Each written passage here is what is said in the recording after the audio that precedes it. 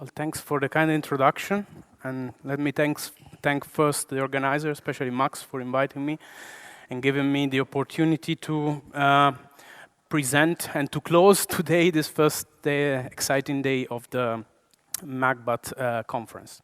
So today I will talk about zinc anodes.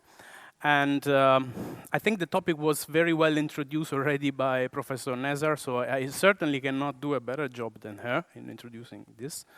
But I will mostly focus on the zinc anode protection by using different type of electrolytes as well as artificial interfaces.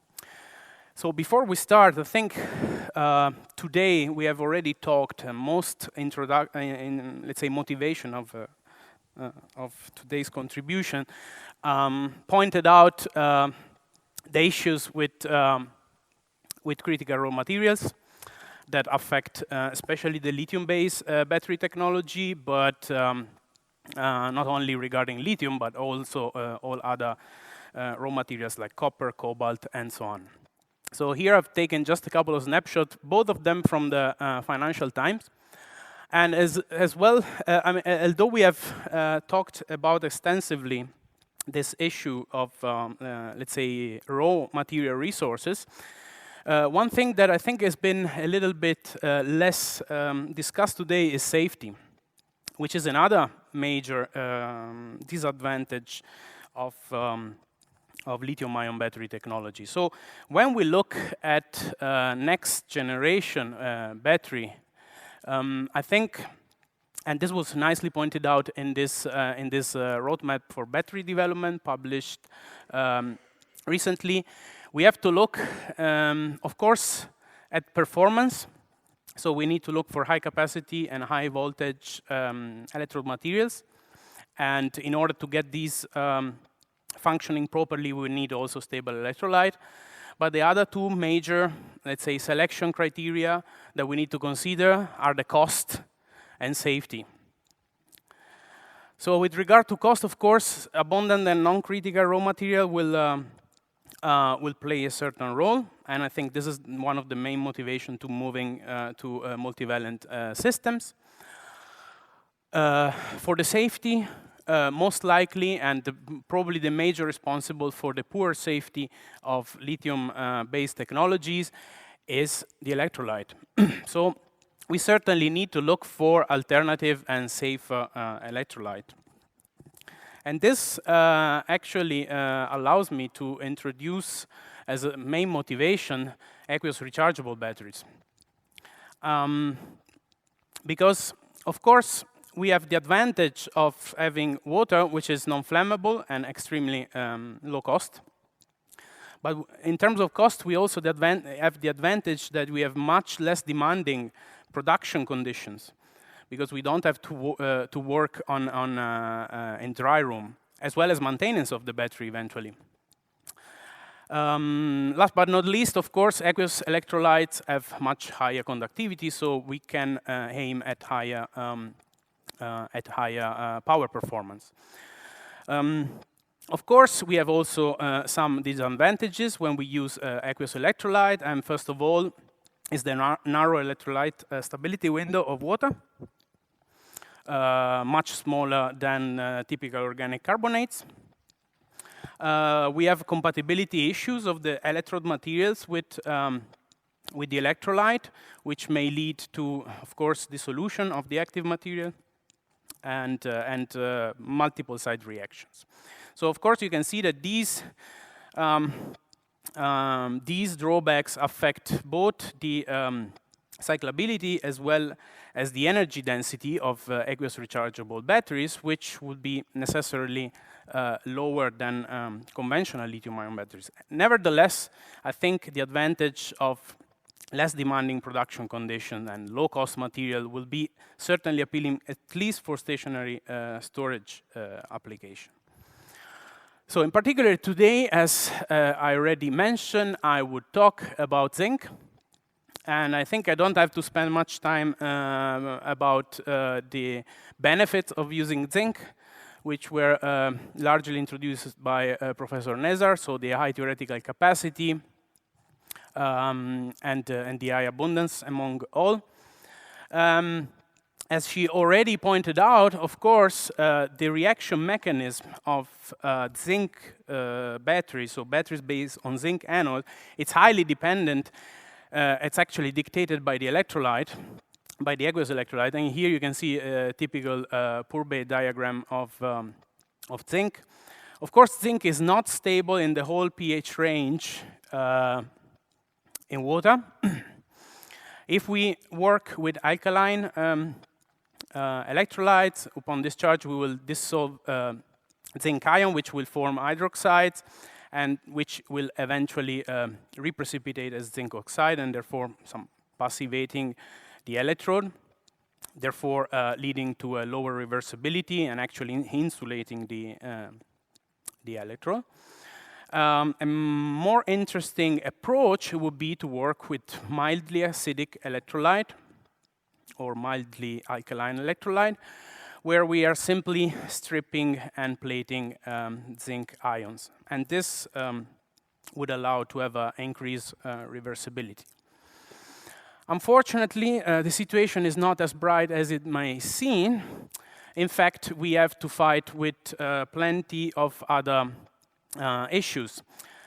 Among those, the hydrogen evolution reaction, and although the hydrogen evolution reaction has a quite large overpotential on zinc, it becomes competitive with zinc plating. So this is something that we have to deal with when we want to plate and strip reversibly zinc. We have dendrite growth, and we have corrosion, so formation of side products.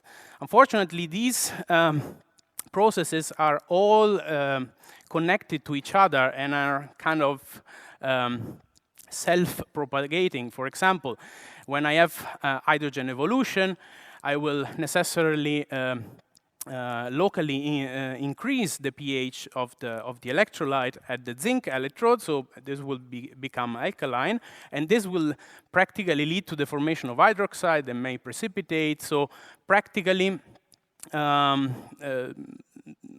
let's say, suppressing only one of these issues will not solve the entire scenario. Of course, the corrosion as well as the hydrogen evolution will change the morphology of the zinc anode, and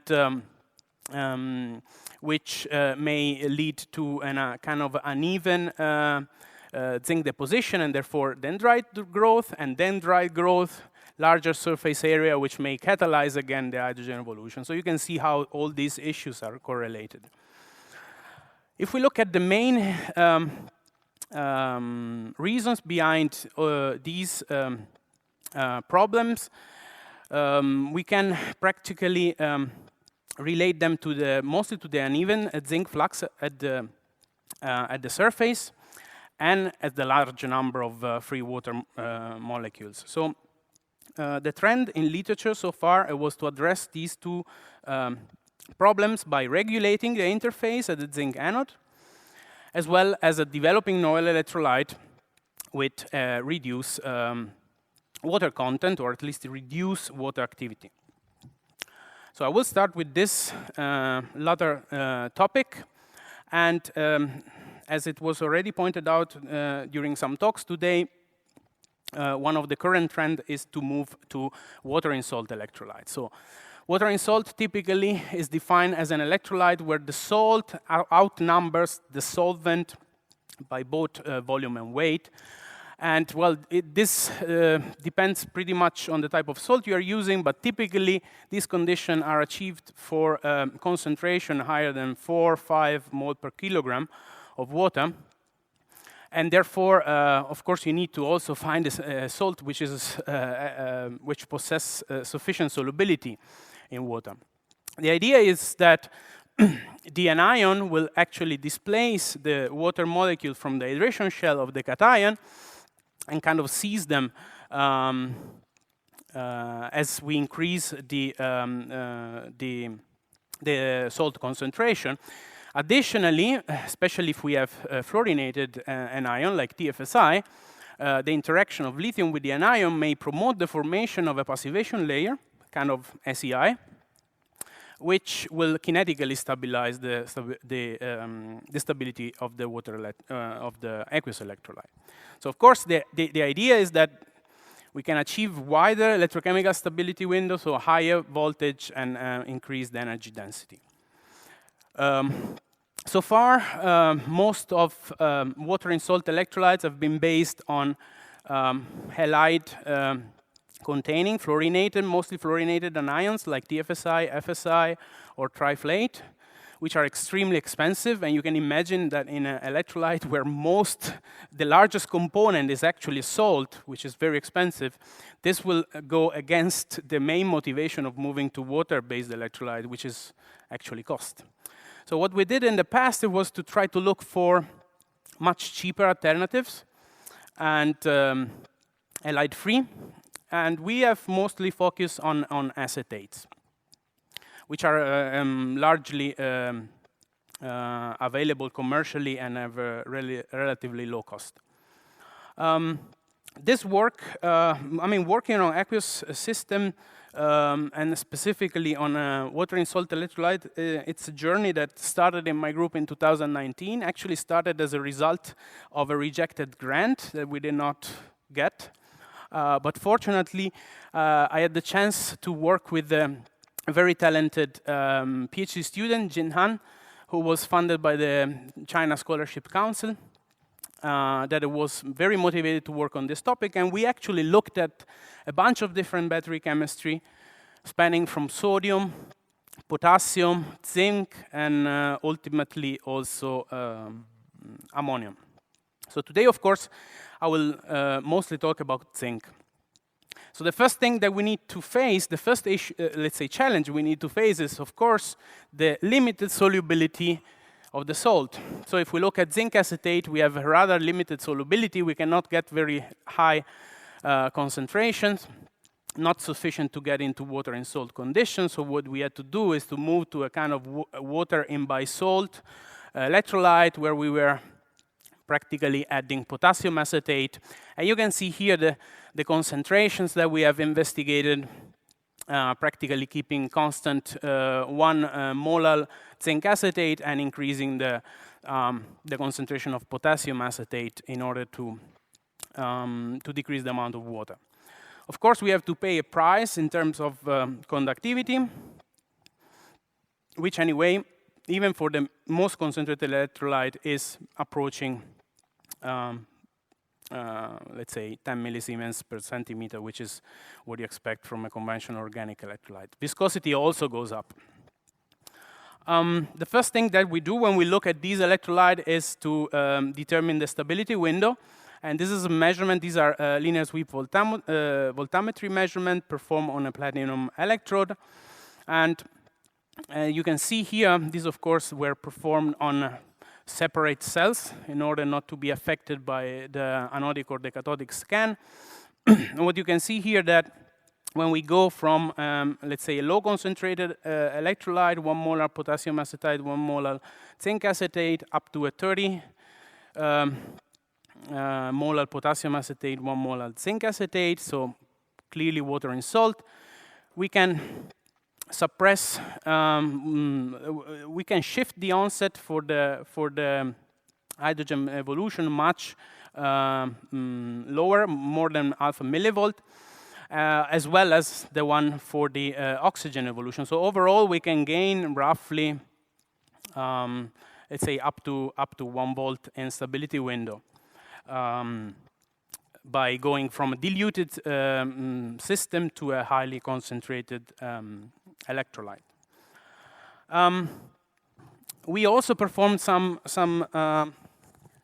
differential electrochemical mass spectrometry in order to detect the hydrogen evolution. And as you can see here from the CVs and the related scans, we can substantially reduce the hydrogen evolution when we go from diluted to highly concentrated electrolyte. The setup is practically the same. using platinum as working and zinc as a counter and as a reference electrode. The reversibility of the cyclic voltammograms, it's also affected. Of course, the peak current is substantially decreased, mostly due to the smaller conductivity of the higher concentration electrolyte. But most interesting, what you can see is that if you examine by optical microscopy the electrode, the platinum electrode, after having performed multiple CV scans, you can see that on top of the platinum electrode, in the diluted electrolyte, we can see some side products which are irreversibly accumulated. On the other hand, on the highly concentrated electrolyte, we have a very clean surface, so it seems that nothing is actually passivating the electrode surface. The problem comes when we actually start using zinc metal. So far the measurements were performed on platinum. So the first thing that we wanted to investigate was whether zinc is actually stable in these electrolytes. So we simply stored zinc discs punched out of a foil in the different electrolyte solutions for up to 1 week. And you can see immediately that for the low concentration electrolyte, it seems that we have a kind of a passivation, formation of a surface dark layer. For the highly concentrated electrolyte, the zinc maintains his metallic shine. And for curiosity, what we also did was to measure the ICP, to test by ICP the electrolyte after 1 week, and to look at the zinc-potassium ratio. So we can see that there's not much increase in zinc-potassium ratio, telling us that most likely there's not much zinc dissolution. However, interestingly, for the intermediate concentration, we see massive corrosion. I mean, mostly the zinc foil almost got completely dissolved upon 1 week of storage. And well, it was quite difficult to analyze what was going on, in a sense that, well, of course, we had to try to recover what was left of these, at least of these intermediate concentration test. And we could see that the XRD patterns are a bit a mess, but you can see already immediately that while the low concentration electrolyte still shows a sign of zinc with clearly presence of zinc oxide and zinc hydroxide, probably passivating the surface. As we go towards higher concentration, we don't observe any evidence of metallic zinc anymore, with formation of even hydroxide carbonate, probably due to the, of course, the exposure of the electrolyte in air, uptaking carbon dioxide. But most interestingly, the highest concentration electrolyte, so the water in salt with 30 molar potassium acetate and 1 molar zinc acetate, did not show any sign of corrosion product, and we almost detected the XRD diffractogram of a pure zinc foil. So if we look in literature, actually there is a nice paper from Jayasai et al. That studied the, which computed the Pourbet diagram of aqueous solution containing acetates, zinc acetates as well. And what they found out is that actually, of course, zinc can be coordinated very well by acetate, and this not only, let's say, depresses the equilibrium potential of zinc, but these complexes are largely stable in these at kind of mild middle acetate concentration. So practically in this concentration range, which it's not exactly the same as the experiment we did, but it's kind of comparable. What we have is that the zinc is much more stable on these complexes than in the metallic state, so practically gets dissolved into the electrolyte. These complexes become unstable when we reach saturated conditions, so then the zinc practically became passivated again by zinc oxide. We do not see this zinc oxide on the XRD pattern, but maybe it's a very, very thin layer. So this kind of explains the behavior, this dissolution behavior that we observed. And therefore, since we've seen a passivation effect for the lowest concentration and a kind of stability for the highest concentration electrolyte, we decided to stick with these two solutions for the testing. And as you can see, this is the lowest concentration electrolyte, so not water in salt, let's say. We have relatively limited overpotential, but we can only achieve very few plating stripping cycles in a symmetric zinc cell. And if we look at the SEM morphology, at the morphology of the electrode by SEM, you can see that the deposits are mostly porous, highly porous, and we also studied the surface composition by XPS, which evidenced the presence of both zinc oxide, zinc hydroxide, and zinc hydroxide carbonate. On the other end, of course, as we may expect due to the lower conductivity, when we move to higher concentration, we have a larger polarization for the stripping and plating, but the potential is very, the overpotential is very stable. Actually, it decreases upon cycle, and we obtain much denser deposits. And in this case, the surface analysis by by XPS only evidenced the presence on the surface of zinc and a relatively thin layer of zinc oxide. So the next test that we performed was, for convenience, we used a cathode based on activated carbon, so technically a zinc ion capacitor. Let's call it like this. We performed tests for a multiple number of cycles, and you can see that the lower concentration electrolyte can barely withstand 5 cycles with very low reversibility. Interestingly, here you see that there is a much larger irreversibility during discharge because here you have a activated carbon positive electrode, which is during discharge practically reaches the potential for hydrogen evolution at the positive electrode, and having a very large surface area probably catalyze the hydrogen evolution.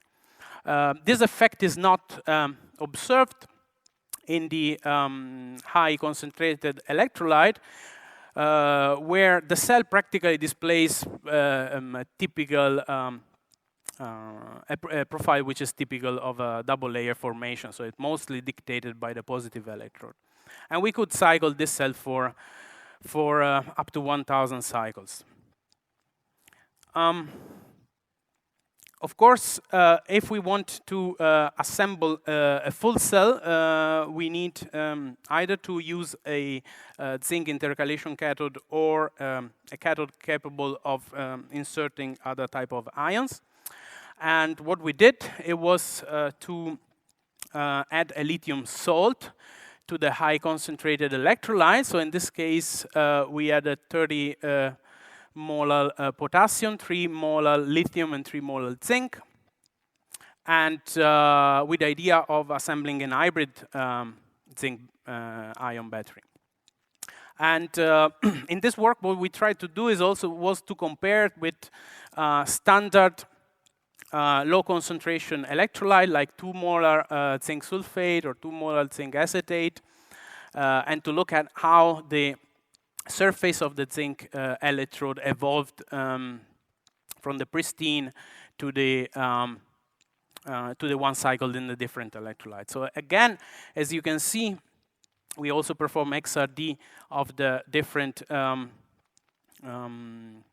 of the electrode cycled in the different electrolyte. Again, in the low concentrated zinc acetate, we observe the same behavior as in the previous measurement, while the let's say ternary water in salt electrolyte again displays a much denser deposition of zinc with no large evidence of side product formation. This we again demonstrated in both by plating zinc on platinum by CV as well as on zinc symmetric cells. But as I said, of course, what we want to do was to assemble a kind of dual ion battery with the lithium intercalation cathode. And as you can see here, if we overlap the linear sweep voltammetry of the electrolyte on a stainless steel with those of the different electrodes, we can see that the anodic stability is sufficient actually to operate both a lithium iron phosphate as well as a LMO cathode.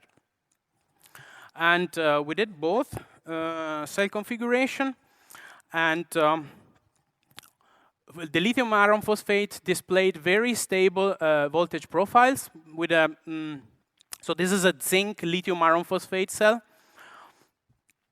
with an efficiency higher than 99.5 at the third cycle, but we kept cycling this for several hundred of cycles without much capacity loss. And in fact, if we analyze the by XRD the pristine LFP electrode and cathode and the cycled LFP cathode, we couldn't really identify any major change. So the structure of the LFP is relatively stable in this electrolyte. The same is not true for LMO. Well, first of all, of course, LMO is actually operating at very close to the onset for oxygen evolution. So that may be already one reason for failure, or at least one reason for the substantially reduced efficiency down to 99%. But additionally, what we've seen is that LMO, of course, this is already reported in literature, so it's nothing particularly new, but LMO can intercalate zinc, and we have practically a phase transition to zinc manganese oxide. So this is also maybe one of the reasons for the lower capacity retention. So this is one of the approach, let's say, going for a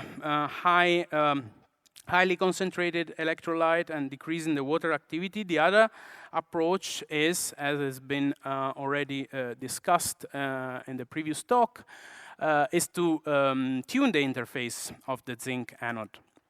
And I'm not going to spend too much words on this. I think Professor Nezer gave a very comprehensive overview. But of course, you can look for different solutions, either using additives or even deep eutectic solvents. I think the most elegant approach is, at least the most elegant approach demonstrated so far is, in fact, the one presented by Professor Nezer, where you can actually operate with a very cheap, low concentration zinc sulfate electrolyte just by adding a very small amount, so 50 millimolar of additive. In both cases, anyway, what it is formed in these three papers, as well as in the paper from Nezer, is a inorganic SEI, so either based on zinc fluoride or zinc sulfide. What we did was to go for a different approach, still to generate an inorganic SEI, but not in situ, like in this case, so by a sacrificial additive in the electrolyte or by the electrolyte itself, but to generate it ex situ. And what we did, it was something relatively easy. It was to react ammonium fluoride with zinc in a tube furnace under argon atmosphere. What happens is that ammonium fluoride decomposes into HF and ammonia, and the HF will react with zinc, generating zinc fluoride and hydrogen. You need to be a bit careful because, of course, you're generating ammonia and hydrogen. But this works relatively good. You just use a crucible with ammonium fluoride crystals, put on top a foil of zinc, and treat it at 200, slightly above 200 degrees for 2 hours. What you get out is a foil which evidences clearly the reacted part, which was facing the decomposing ammonium fluoride, and the unreacted part, which look largely different, as you can see in these two SEM images. We, of course, investigated by FIB milling the cross-section of this coating layer. As you can see here clearly, the formation of this zinc fluoride interface on top of the zinc substrate. The thickness is around about 1 micron. And the foil seems to be relatively kind of stable and flexible in a sense that you do not lose the coating when handling it. We also tried to tune the thickness of this layer, and it's not easy to get a thinner one, but it's relatively easy to get a thicker one just by changing the amount of ammonium fluoride, and as well as by changing the reaction time. And we went up to 6 micron, and but this didn't produce any good coating, and we observed detaching of the coating from the zinc substrate, as well as large amount of cracks. So we stick with this configuration, and what we try to prove, what we were interested first, it was whether the zinc plating was happening on top of the zinc fluoride layer or really underneath it. And in order to do so, we did deposit 1 million per hour per square centimeter of zinc and performed FIB cross sections. And you can see the comparison between the pristine layer, where we see clearly the fluorine-containing zinc fluoride layer on top and the zinc layer on the bottom, and the one plated with zinc, where the zinc is clearly plating underneath this artificial zinc fluoride layer. This deposition is not exactly what I would call a dense deposit, but we were anyway happy to demonstrate that zinc is really plating under this protection layer. We then followed up, of course, with the routine zinc-zinc symmetric cells. And again, as you can see, initially the polarization is relatively similar for both systems, so we don't see a large difference. But the non-treated zinc rapidly fails after a few hundred cycles, while you can extensively cycle the protected one. And if we look again at the SEM pictures of these are surface pictures, of course, of the pristine fresh zinc electrode and the cycled zinc electrode, you can clearly see how the it's not really dendritic, but the surface roughness and the morphology of the deposit is not very dense. While of course we do not observe any change again in the morphology of the treated of the coated zinc foil. So again, zinc is, we are not sure about how is the zinc deposit underneath, but still it's still underneath upon all these cycles, underneath the zinc fluoride layer. Again, we performed some XRD measurement of the cycled electrodes, and what we observed in case of the bare zinc foil after cycling is side reaction product of the close to neutral electrolyte, the zinc sulfate, precipitating on the surface, which suggests us that, of course, without any protection, we cannot really avoid the hydrogen evolution. So again, as I said before, you generate a locally alkaline environment at the zinc electrode, which leads to the precipitation of these products. On the other hand, the zinc fluoride layer, protective zinc, does only show signals for zinc fluoride and zinc, only a very small peak, which may be attributed to a side product. So in general, it seems that this is kind of artificial interface is sufficient to reduce the water contact at the interface, so therefore suppressing side reactions. Finally, we did some tests in full cells using a pretty standard. We did not much work on the, we did not much study the cathode, so we took a pretty standard manganese oxide. I think this was even commercial material, just to prove the effect of the negative electrode. In this case, we added a little bit of manganese sulfate to help with the dissolution of manganese, but you can clearly see immediately that the efficiency of the cells with the bare zinc anode and with the protected zinc anode is largely different. After 3000 cycles, we can still retain a very stable efficiency of the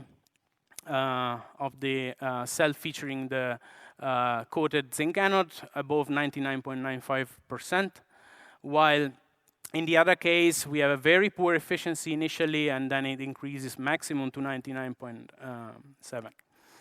And again, SEM images shows the difference in the morphology of the two anode. We also tried to increase the loading, as it was pointed out earlier. This is a very important aspect. Still, this is way too low for a real application because this is only around 1 million per hour per square centimeter.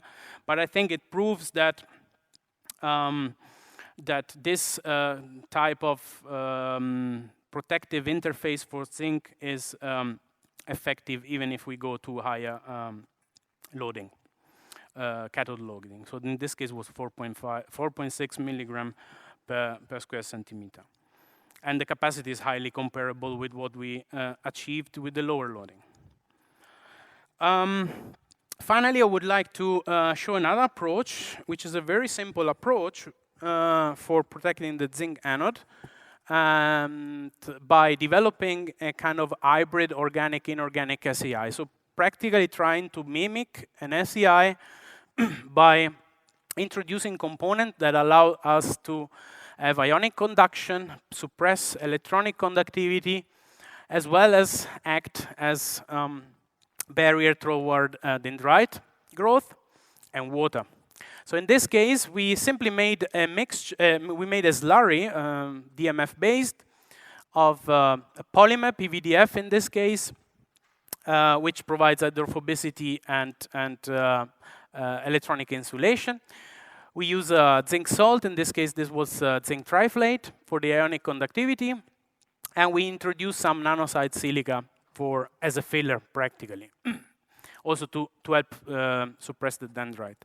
This is the work of another CSC student, Hui Fangfei, who just started last year her PhD, and is currently working on this paper that we just we submitted 1 month ago, and we're working on the revision.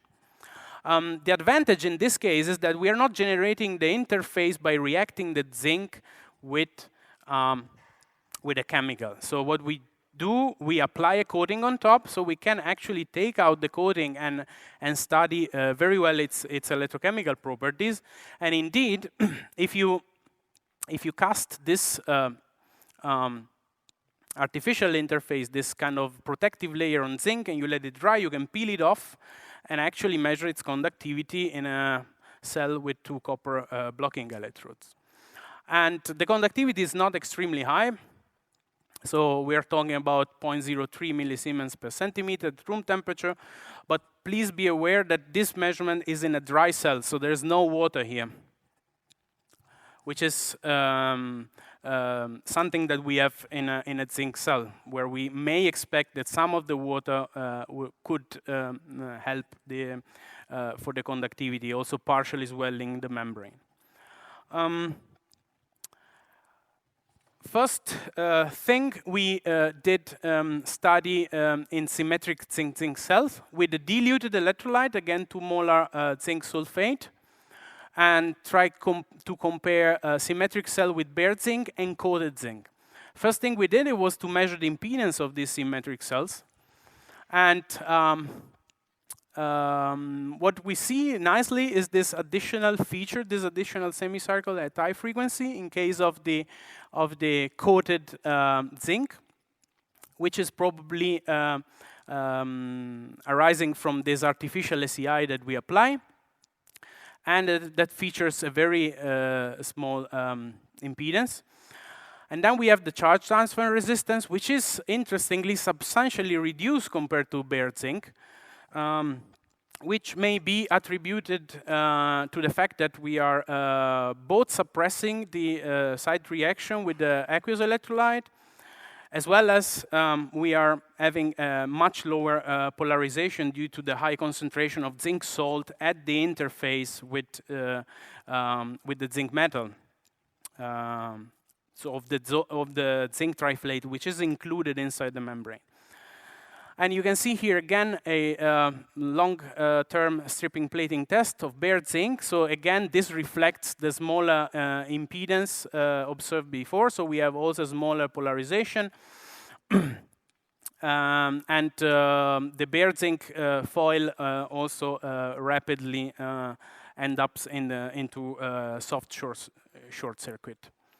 If we examine the electrode morphology already, after 10 cycles, we can see the formation of highly porous zinc deposits in the case of the bare zinc.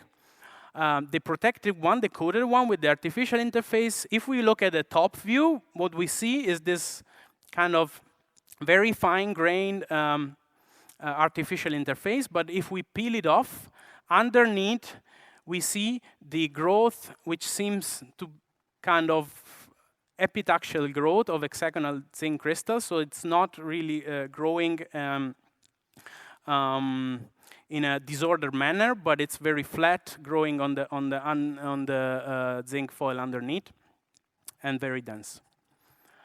So as I said, we can peel off this artificial interface relatively easy, and we try to do the same, increasing the aerial capacity, so from 0.5 milliampere-hour per square centimeter up to 2 milliampere-hour per square centimeter. You can see again on the surface, you do not notice any major change, while underneath as well, the deposit seemed to be relatively compact, even at higher.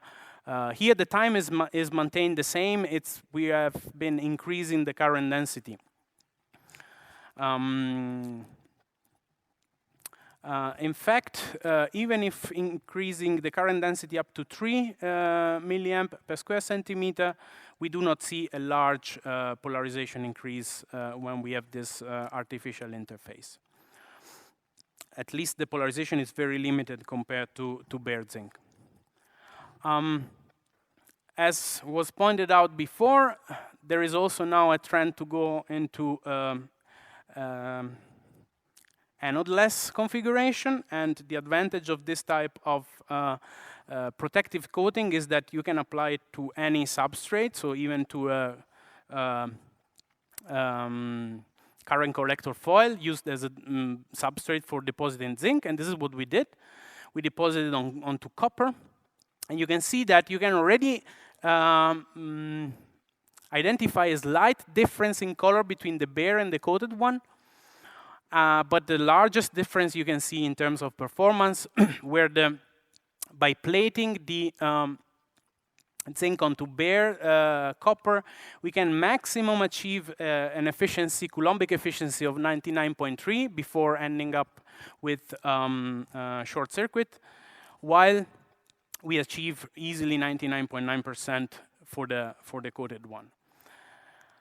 And again, you can see the difference between this is after only one plating 1 milliampere hour per square centimeter of zinc, and this is the protected one. Again, here the voltage profile in the two cases, the plating in the first, let's say the voltage profile, the nucleation over potential during the first plating is not much different in the two cases, but the polarization, the evolution of the polarization, it's much smaller when we apply our artificial interface. So, to summarize, of course, you can have different approaches to stabilize zinc anodes for zinc-based aqueous batteries. Water in salt electrolyte is one way. We demonstrated that we can use acetate-based, so fluorine-free water in salt electrolyte and enlarge the stability window, suppress hydrogen evolution, and get relatively dense zinc layer, which are reversibly plated and stripped. On the other hand, zinc is only stable in highly concentrated solutions of acetates, of course. And here we have to pay the price of the high viscosity and the limited conductivity, as well as the fact that we are practically working at the solubility limit, actually beyond the solubility limit. So as soon as you end up with minimal, let's say, water decomposition, you may have the salt precipitating. Another approach is to go for ex-situ solid electrolyte interphases that we can either generate directly on the zinc surface by reacting with ammonium fluoride, as well as a very simple approach of artificial SEI, which is an hybrid containing a polymer and a zinc salt with an inorganic filler. In both cases, what we managed to demonstrate is that we can restrict the water contact on the zinc anode and therefore suppress the hydrogen evolution.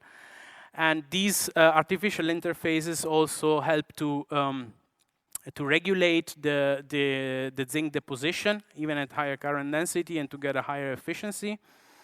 And specifically, the hybrid artificial interface has the advantage that can be potentially used and applied onto any kind of battery, metal substrate. So it can be easily transferred the concept to other battery chemistries. So finally, I would like to thank you all for your attention, despite being the last talk. And of course, I would like to thank all my group members, especially Jin Han and Huifang Fei, for performing all these studies that I've shown you today, all the organizers of the MAGBAT, in particular Max, and the funding from the Helmholtz Association, KIT, CSC, and the BMBF, which has recently granted 2 new projects on aqueous battery system, one based on zinc and one based on sodium, which are supposed to start soon. And I hope I will be able to present the result on zinc on the next edition of the MAGBAT conference. So thanks a lot for your attention.